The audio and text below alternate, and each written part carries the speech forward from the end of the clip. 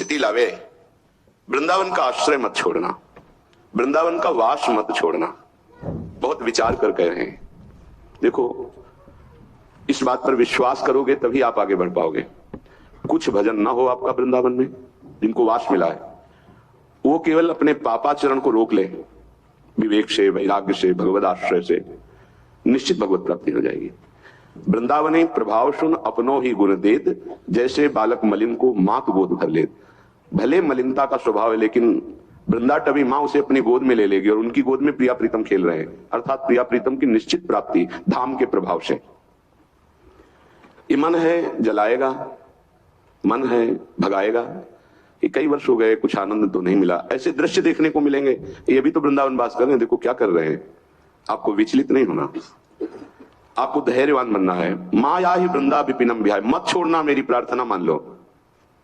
वृंदावन का आश्रय और वास, आप वास कर रहे हैं और आश्रय धन का है, परिवार का है, भोगों का है, अभी कुछ वास में कमी है। तन मन के बन से ये, तन से भी और मन से। मन से आश्रय होता है और तन से वास होता है। अगर तन से वास हो रहा है, मन का आश्रय संसार विषय भोग संसार संबंध है, तो हो सकता है आपको यहां रहने पर भी आपका एक जन्म और हो। यदि आश्रय पक्का और वास पक्का तो भगवत प्राप्ति पक्की, इसमें संशय न करें। तन से आप वृंदावन नहीं रह पा रहे, लेकिन मन से आश्रय लिए भगवत प्राप्ति पक्की। तन से आप वृंदावन रह रहे हैं, मन से आप विषयों का आश्रय लिए हैं, तो एक जन्म और लग सकता है। ये हमारी बात बिल्कुल अक्षरशः आप हृदय में बैठा लीजिए। माया ही वृंदादि भय समन्ता, क्योंकि यदि आश्रय छोड़ दिया तो भय की संभावना है, अर्थात आवागमन चक्र से मुक्त होना बहुत कठिन है। कहां तुम्हारी वृत्ति फंस जाए, अंतिम समय क्या चिंतन हो, घाटा हो जाएगा हमारा। हम अगर वृंदावन के आश्रित हैं तो इसका एक चमत्कार है। आप बाहर कहीं भी रहते हो, जब शरीर छूटने का समय आएगा तो वृंदावन अपना प्रभाव दिखा देगा। आपके मानस पटल पर राधा नाम आ जाएगा, राधा रूप आ जाएगा, तो आप मुक्त हो जाएंगे। विश्वास करो, क्योंकि विश्वास से ही भक्ति दृढ़ होती है। बिन विश्वास भगति नहीं, ते बिन द्रवहि न राम। जब तक भक्ति नहीं, तब तक भगवत कृपा का लेश मात्र अनुभव नहीं होगा, पर विश्वास से ही भक्ति दृढ़ होती है। आपका उद्धार हो गया यदि आप वृंदावन का आश्रय लिए हैं और वास स्वीकार किए हैं। अब आगे कह रहे हैं कि आपको वृंदादि भय समन्ता, विषयी पुरुषों के समूह से भयभीत रहना चाहिए, क्योंकि इनके संग से वृंदावन का रंग छूट सकता है। जब तक पूरा नहीं रंगा है हृदय में, तब तक ये फिसला सकते हैं हमको, हमारा आश्रय छुटा सकते हैं, ये धाम छोड़वा सकते। क्या है वृंदावन?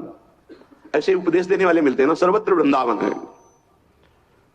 स्थिति वासनाओं में है, भोगों में है, और उपदेश शुरू हो जाता है सर्वत्र वृंदावन है।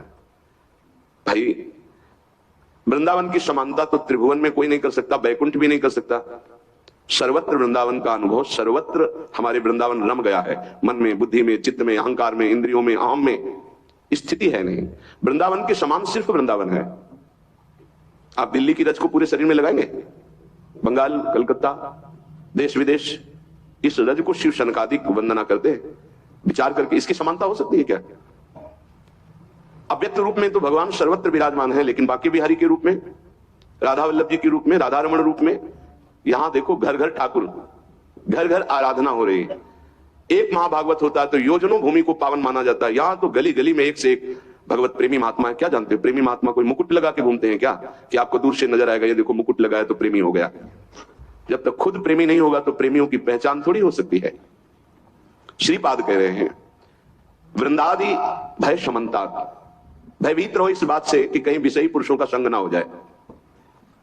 बहुत अंतराय पड़ जाता है साधना में, बहुत अंतराय, लक्ष्य में अंतराय पड़ जाता है विषयी पुरुषों के संग से। आप लोगों को शायद अनुभव नहीं है, विचरण करने वाले महात्माओं को ऐसे अनुभव होते रहते हैं, ऐसे दृश्य मिलते रहते हैं, ऐसे संग मिलते रहते हैं, जिससे पता चलता है यदि विषयी पुरुषों का संग करोगे तो भय है कि आपका परमार्थ लुट जाएगा, नष्ट हो जाएगा। शाराधिका ताम नवकुंजवाटीम शाराधिकाम पूर्ण रसोत्सवेन।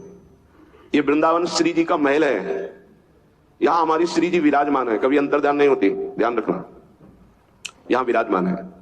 यहां ठाकुर जी भी नवनिवृत्त निकुंज में अंतर्ध्यान नहीं हो सकते। ब्रजलीला में तो रास में अंतर्ध्यान हुए, लेकिन यहां नवनिवृत्त निकुंज में कभी ऐसा नहीं। यहां माधुर्य का राज है, ऐश्वर्य का प्रवेश नहीं है। ब्रजलीला में ऐश्वर्य और माधुर्य मिश्रित लीला है।